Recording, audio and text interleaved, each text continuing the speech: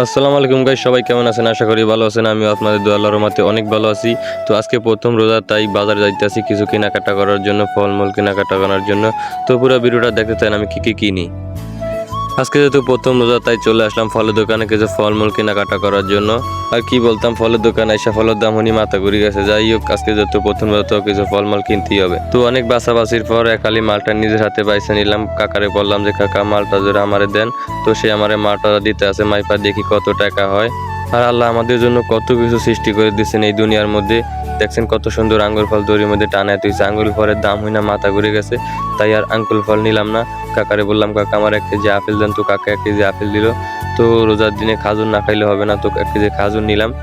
তো সব কিছু আমার লওয়া হয়ে গেছে, এখন আমার পোটলা বইরা দিতে আছে।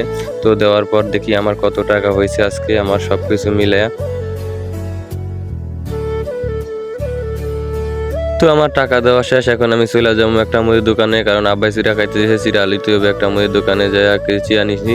তো এখন আয় পড়ছি আমাকে এলাকার দোকানে। তো ছোট্ট একটা জুস নিলাম, কারণ সারাদিন গলাগুলো অনেক শুকিয়ে গেছে।